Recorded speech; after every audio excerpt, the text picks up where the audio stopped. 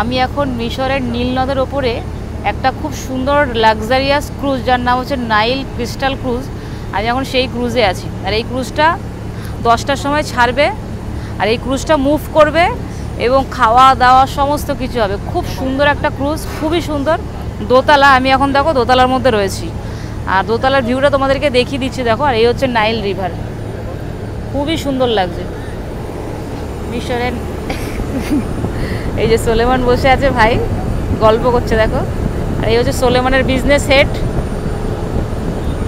খুবই ভালো। দেখো খুব সুন্দর, খুবই সুন্দর একটা ক্রুজ। দেখো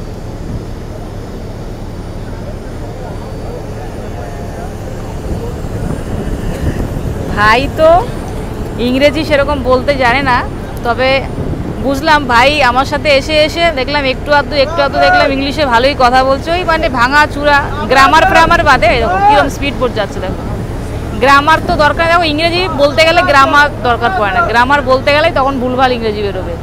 আদারওয়াইজ দেখলাম মানে বোঝা যায় যে আই গো টু কলকাতা, বা সুলেমানকে বলছে ইউ গো কলকাতা, এরকমভাবে আর কি ভেঙে চুরে ভাই কথা বলছে। তো খুবই ভালো লাগছে। আর সবথেকে বেশি খুশি লাগছে যে আমি আমার বাড়ির কাউকে আনতে পেরেছি এত দূরে, বিশেষ করে আমার ভাইকে আনতে পেরেছি। ভাই দেখেছে, খুবই ভালো লাগছে আর খুব সুন্দর।